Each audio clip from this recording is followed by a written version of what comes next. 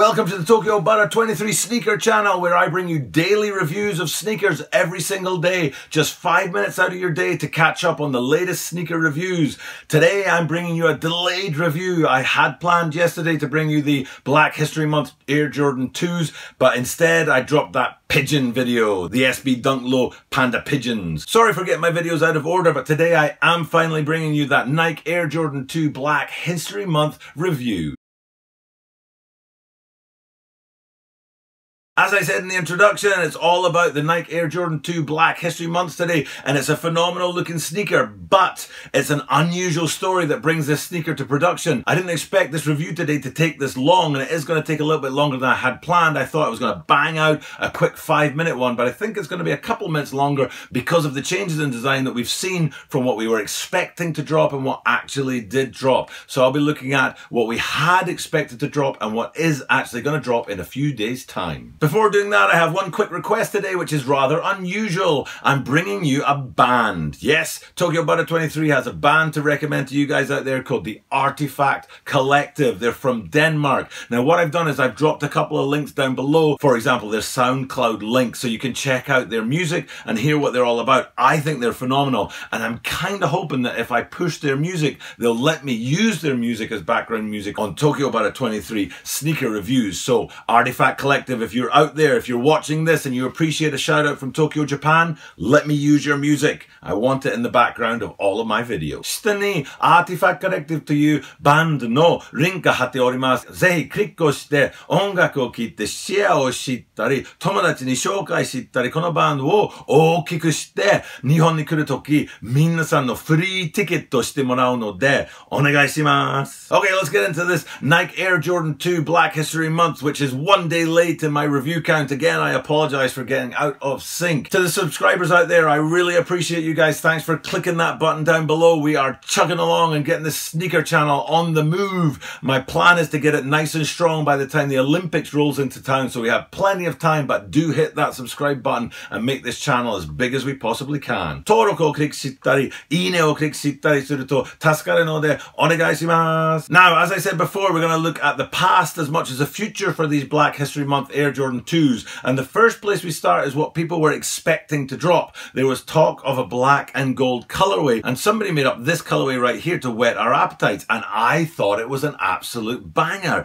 A very simple but very clean sneaker. I like it when my sneakers have a good balance of colors in them, and I love the color balance in these guys right here, and I wish this is what had actually been made, but it's not. The things I liked about this all black Air Jordan 2 was the way that the gold and the black played off each other. The heel counter with its sort of half gold, half black effect was really, really nice, and I thought the two colors matched each other well. Bringing that gold motif forward into the tongue made it really look good, and again offset the black with the gold really nicely. And I really liked the eyelets and the lacing system because the gold wasn't too much. It wasn't like a banging popping gold. It was kind of a subtle dull gold, and I really, really appreciated that about this sort of sample. Is it a sample? I don't know if it's an actual sample or not, but this mock-up right here. However, that's not what's going to drop. Let's have a look at what's actually going to drop right here. So what we did actually get is a black Air Jordan 2, which is what we had thought we were going to get, but there are some pretty major differences on there. And the first one is that even though the black upper is the same as what we thought we were getting from that sample I talked about,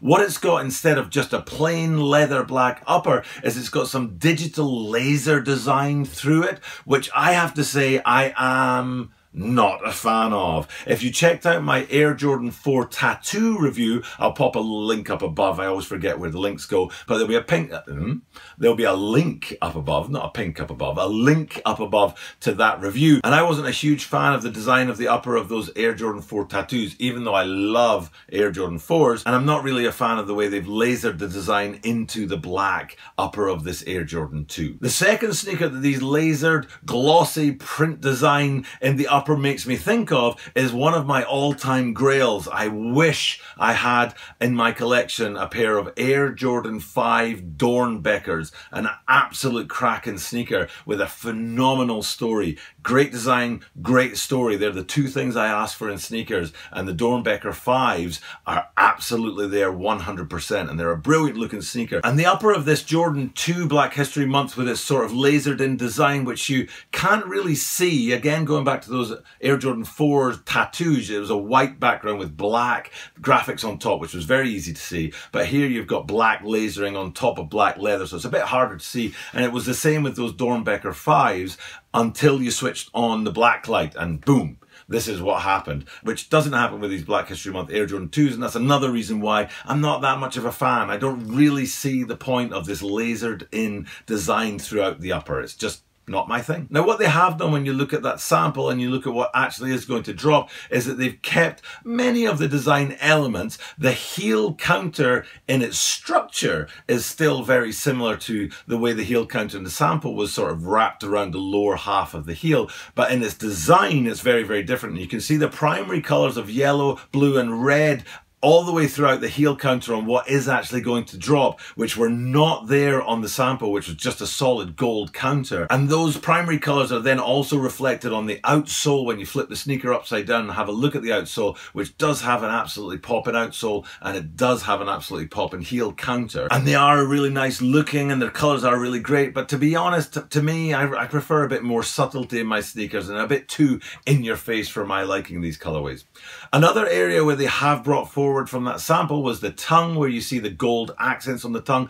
Going back to the heels, you can see that the heels are very, very different. We talked about the colors down below, which are both very different, but also the branding. On one of the heels, you've got the Nike branding with gold accents, and on the other heel, you've got the Black History Month BHM branding in gold accents too. And that's kind of been brought forward from that sample that we talked about before. Also on the tongues, the gold accents have been brought forward and kept intact for the actual release, but the eyelets that I like so much in the lacing system seem to be either black or a super dark gold, and they don't pop as well as they did in the original samples that we saw online earlier this month. Nike have done a really good job of hyping this sneaker by not giving out very much information about it, and people are wondering, what's it going to look like? What is the Black History Month this year going to look like? The Jordan 2, is it going to be popping or is it not? And they really rode the hype with those black and gold samples. Everybody was really invested, and I'm not too sure that that's going to be sustained. I think the colors and the makeup of the actual release of the Jordan 2s for Black History Month are not as good as those makeups that people were putting out there, the black and gold only ones, which I think is actually going to end up being a bit like the Panda Pigeons, where you got this sample that was rejected, and then in future years people are going to come back to it and say, you know what, that black and gold Black History Month Jordan 2 was actually a sneaker worth having. Let's put that into production. Talking of Jordan 2s, it's my tip this year that the Jordan 2s are going to take off. They're my tip for the sneaker that is going to boom this year. Jordan 2s, this year's sneaker. Okay, thanks for checking in today for my daily review. I do give you daily content every single day. If you like to get a little bit of content about sneakers every single day, subscribe to this channel. I'm the one that's going to give you those 5-minute to 10-minute reviews, just short part of your day to catch up on the latest sneaker news and the latest upcoming sneaker releases. We're only talking 5 or 10 minutes each day, so hit that subscribe button, check in every day. Tomorrow, it's the Tuesday Top 10, where I'll be continuing my countdown of sneaker YouTubers, and we're on to number 6. Check in tomorrow to find out who's number 6 on the Tuesday Top 10, but for now, I'm going to check out from Tokyo. Thank you for checking in today, guys. I really appreciate your being here and viewing my content. Over here, we have the channel subscribe button.